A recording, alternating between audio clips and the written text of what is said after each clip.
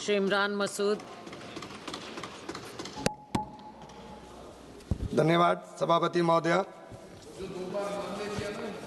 महोदय, ये बिल जो लाया गया है, ये सरकार की एक आदत बन गई है कि जहां सुप्रीम कोर्ट से अगर कोई आदेश आ जाता है, उस आदेश को ना मानना हो तो उसको निष्प्रभावी करने के लिए दूसरा कानून बनाने का काम कर दें।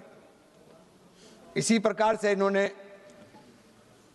जो फौजियों को डिसेबल, जो विकलांगता का शिकार हो जाते थे, उनकी पेंशन के अंदर जो 1922 से दी जा रही थी, उसमें भी इसी तरह का ये आदेश लेकर के आए और 1 अप्रैल से फौजियों को मिलने वाली पेंशन के ऊपर इनकम टैक्स लगना चालू हो गया।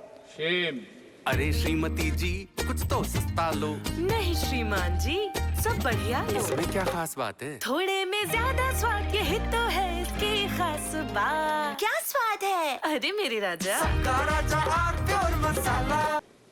इस समय में जनरल मानिक शाह की याद आती है।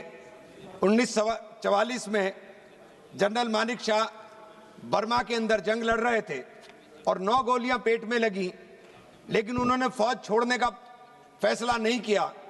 लेकिन अगर आज वो जिंदा होते तो उनको मिलने वाली पेंशन के ऊपर भी इसी प्रकार यही आदेश लागू होता। ठीक इसी तरीके से सीएपीएफ जो कैडर थे, जिसको पैरामिलिट्री फोर्स कहा जाता था, उनकी ट्रेनिंग अलग होती है। सीएपीएफ के अंदर बीएसएफ गुजरात से लेकर के अखनूर तक, सीआरपीएफ, उन तमाम जो नक्सलवाद के ऊपर ये सरकार ने पीठ थपथपाने का काम किया। 2200 लोगों की शहादत सीआरपीएफ के लोगों की हुई, ये सीआरपीएफ ने किया। आईटीबीपी चाइना बॉर्डर के ऊपर, एसएसबी नेपाल बॉर्डर के ऊपर, इसी प्रकार से ये सारे के सारे जो संगठन, जो पैरामिलिट्री फोर्स हैं, इन फोर्स को कमजोर करने का काम ये कानून करेगा।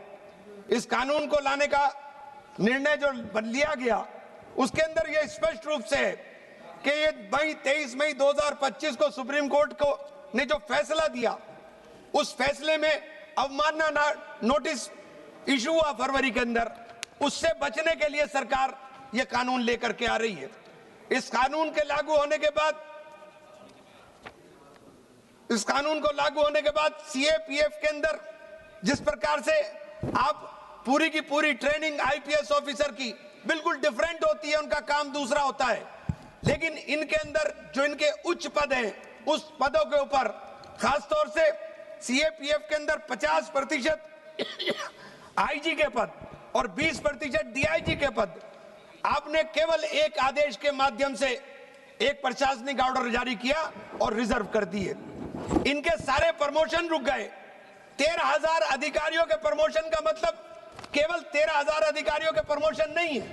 उन 13,000 अधिकारियों के कारण ऊपर से लेकर के नीचे तक कितने लोग उसके अंदर बाधित हो गए, उनका पूरा का पूरा करियर तबाही के कगार पर चला गया। लेकिन सरकार अपनी पीठ तो थपथपा रही है कि नक्सलवाद खत्म कर दिया, लेकिन नक्सलवाद को खत्म करने वाले लोगों को आपने ये तोहफा दिया कि आपने उनका पूरा का पूरा करियर तबाह कर दिया, बर्बाद कर दिया।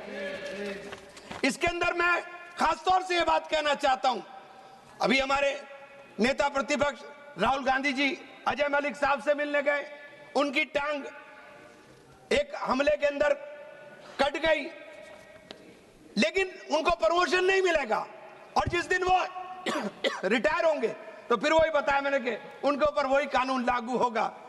ये सम्मान हो रहा है, ये अपमान हो रहा है, ये फैसला आपको सोच करके करना चाहिए। आप लगातार बार बार कह रहे हैं स्थिति इतनी खराब है कि आत्महत्या की दर सीआरपीएफ में सबसे ज्यादा है।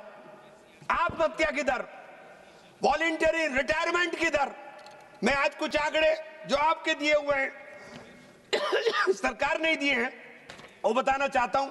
2020 में वॉलंटरी रिटायरमेंट 6891, 793 रिटायरमेंट, और ये इसी तरह से हर साल बढ़ते बढ़ते 2024 के अंदर 8791 और 2023 में 10,274 मैं ये पूरे आंकड़े इसलिए नहीं पढ़ना चाहता कि समय लगेगा, लेकिन कुल आंकड़ा बता रहा हूं।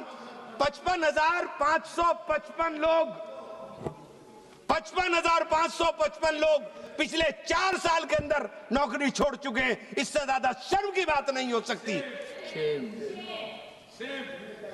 सीएपीएफ में 93,000 पद खाली हैं, जिसमें सीआरपीएफ में सबसे ज्यादा 28,000 और सीआईएसएफ में सीआरपीएफ में 27,400 और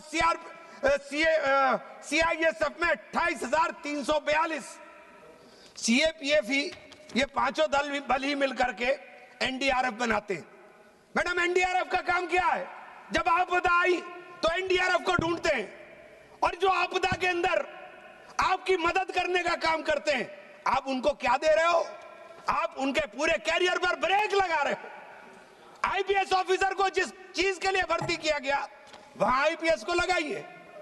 इनके प्रमोशन रोक करके आईपीएस के बराबर ये आना जाए, ये पूरा का पूरा बल तबाह करने की तैयारी। मैं एक बात साफ कहना चाहता हूं, इन बलों का बनाने का उद्देश्य पूरी तरीके से, जब ये 1950 में बल बनाए गए, देश के अंदर एक बैलेंस बना करके रखना था। लेकिन सरकारें लगातार, क्योंकि इनके साथ हमारे प्रधानमंत्री जी ने 3 जुलाई 2019 को सीएपीएफ समूह के ए कैडर के अधिकारियों को एनएफएफयू को लाभ प्रदान करने के लिए स्वीकृति दी। प्रधानमंत्री जी ने और मोदी जी ने दी, किसी दूसरे ने नहीं दी। इसी के खिलाफ सरकार कोर्ट में चली गई, कहां लाकर खड़ा कर दिया। किस तरीके से ये लोग जो अपनी इनकी समस्याएं, आप एक तरफ कहते हो कि महिलाओं को आप देंगे, आप महिला आरक्षण ला रहे हो। आपने सीएपीएफ के अंदर आंकड़े देखे? सीएपीएफ के अंदर महिलाएं 4.4%, ओनली 4.4%। इससे ज्यादा कोई शर्म की बात हो सकती है? आत्महत्याएं लगातार हो रही हैं। सीएपीएफ में आत्महत्या की दर हाईएस्ट है। आत्महत्या जो 14.3 से 16.3 के बीच ये आत्महत्या हो रही है। सीआरपीएफ में आत्महत्याओं की संख्या 2025 में 143 थी। सबसे ज्यादा आत्महत्या सीआरपीएफ में हुई। वो सीआरपीएफ जिस सीआरपीएफ ने नक्सलवाद मुक्त कराया, उस सीआरपीएफ के अंदर जवान इतने परेशान हैं कि वो अपनी जान देने पर उतारू हो गए। इससे ज्यादा शर्म की कोई बात नहीं हो सकती। मैं बजट ले लीजिए 2026-27 में सीएपीएफ कल्याण के लिए आवंटित राशि पिछले साल से भी कम कर दी। इससे ज्यादा कोई शर्म की बात होगी? घर इनके पास नहीं, घर के अंदर आप स्वीकृत आवासीय इकाइयों में 48% उपलब्धता सरकार के पास, सिर्फ 48%। आप घर इनको नहीं दे रहे, प्रमोशन इनको नहीं दे रहे। इनके हिस्से में क्या रहा है कि ये गोली खा रहे थे। इनके हिस्से के अंदर सिर्फ और सिर्फ आपके एक कैडर को आप संरक्षण दे रहे हो और दूसरे कैडर को आप खत्म कर रहे हो। जहां चुनाव होगा वहां ये लगाए जाएंगे, जहां कोई आफत आएगी वहां ये लगाए जाएंगे, लेकिन इनको हेड नहीं करेंगे। हेड करने के लिए आईपीएस ऑफिसर लाएंगे। आईपीएस ऑफिसर जिस चीज के लिए भर्ती हो उसके ऊपर काम करें। मैं आखिर में एक बात आपसे कहना चाहता हूं कि यह एक गंभीर विषय है, और इस गंभीर विषय को बिना चर्चा के पास कराया जाना मैं समझता हूं कि बेईमानी होगा। इस विषय को स्टैंडिंग कमेटी में या जेपीसी बना करके इस विषय के ऊपर चर्चा कराई जाए, व्यापक चर्चा हो, सीएपीएफ के लोगों के साथ बैठ करके बात हो। ये इतना बड़ा बल है, 5 बल है मैडम, ये 5 बल इतनी बड़ी ताकत है। इतनी बड़ी ताकत के अंदर अगर हम आक्रोश पैदा करेंगे तो ये कभी देश हित में नहीं हो सकता। आपका बहुत बहुत धन्यवाद, बहुत बहुत शुक्रिया। कुछ तो सस्ता लो, सब बढ़िया लो। इसमें क्या खास बात है? थोड़े में ज्यादा स्वाद, ये हित तो है इसकी खास बात। मसाला